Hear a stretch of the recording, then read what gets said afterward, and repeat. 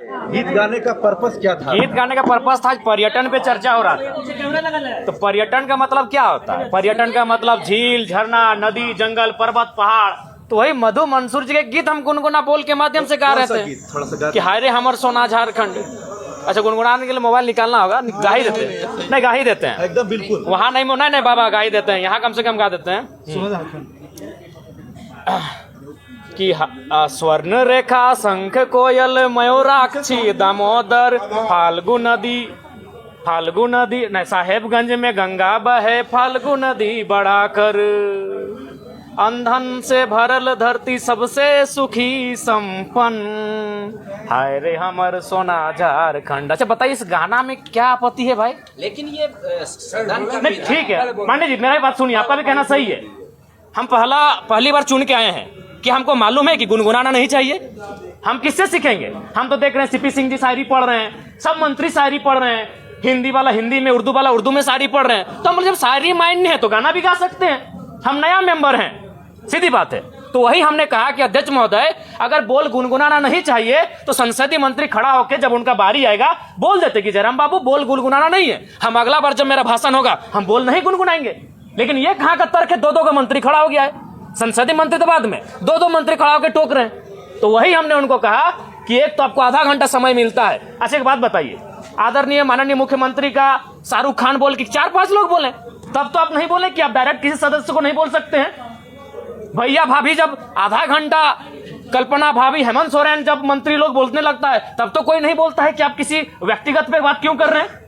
हमने बस यही कहा था कि पर्यटन मंत्री हमारे पड़ोसी हैं, पराशर की वो भी आते हैं, उनके लिए गीत सुनाएंगे तो ठीक है, डायरेक्ट नहीं बोलना चाहिए।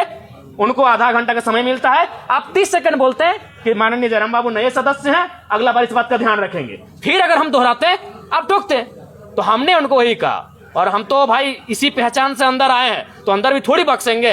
हमारे साथ हमारे समय में कोई कटौती करेगा, हमारे साथ कोई अगर ज्यादा करेगा तो हमने बख्शने वाले हैं, चाहे वो कोई मंत्री रहे चाहे वीआईपी रहे। वही हमने कहा, बैठिए चुपचाप। आप मंत्री ट्रेजरी बेंच पर बैठे, चुपचाप बैठिए।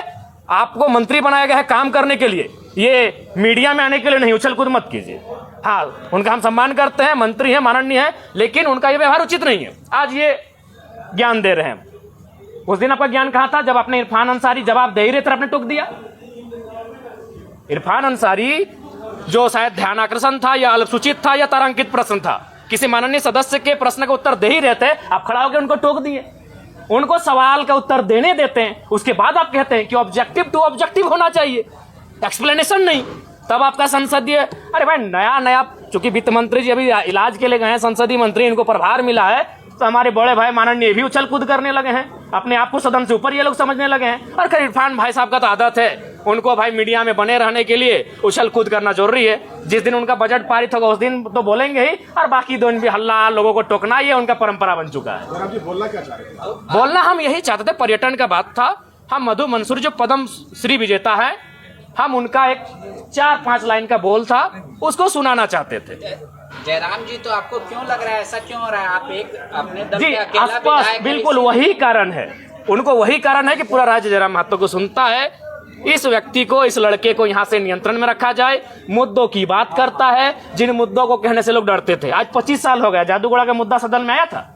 मैं आपसे पूछता हूँ, आज लोग बर्बाद हो गए, जादूगोड़ा में बर्बाद होने की कगार में है, आज तक सदन तक नहीं पहुंचा, क्योंकि वो मुद्दे सदन तक आ नहीं पाते थे। और ये लड़का बिना डर का, बिना भय का उन मुद्दों को सदन तक लेके आता है। तो इन लोग हालत खराब है हमसे, और ये बोलते हैं कि नहीं डायरेक्ट आप किसी सदस्य को नहीं लेकर सकते। कैसे नहीं होता है जी? इसी सदन में लोग हिज ... हम नहीं पूरा बोल रहे हैं, बोल के पार हो गए, लो ...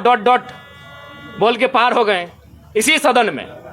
तब इनकी ना मर्यादा कहे गए थे, हमें झारखंडी गीत सुनाए, तो इन लोगों पर परी लग गया भाई। जयराम जी, ये लगता है कि सुदीव्य कुमार सोनू ज्यादा जानकार नहीं, काबिल बनने का कोशिश कर रहे हैं। लगता है कि उनसे बेहतर इस राज्य में कोई है ही नहीं जो संसदीय प्रणालियों को जानता है, जो संसदीय व्यवस्थाओं को जानता है। चूंकि पर्यटन का बजट था, तो इस गीत का संबंध पर्वत पहाड़ से है, नदी नाला से है, और पर्यटन का संबंध नदी नाला पर्वत पहाड़ से है। और हम किससे सीखेंगे? मेरा सवाल, हम किससे सीखेंगे? हम जब सदन में पहली बार आए तो हमने देखा सभी मंत्रियों ने शायरी पढ़ा, सभी मंत्रियों ने कविताओं को पढ़ा, तो हमने भी प्रयास किया। शायरी को पूछना था कि कोई सवाल था? नहीं, हम इस गीत के माध्यम से झारखंड के पर्यटन को बढ़ावा देने पर चर्चा कर रहे थे। इस गीत के माध्यम से झारखंड के पर्यटन पर हम अपना राय दे रहे थे कि आप अगर पर्यटन पे फोकस करें, पर्यटन पे अगर डेवलपमेंट की बात करें, तो कृषि के बाद, उद्योग के बाद और सरकारी नौकरियों के बाद युवाओं को हम पर्यटन की दिशा में लगा सकते हैं, क्योंकि झारखंड में सबसे सुंदर पर्यटन का माहौल और विकल्प हम लोग तराश सकते हैं। ठीक, ओके। धन्यवाद।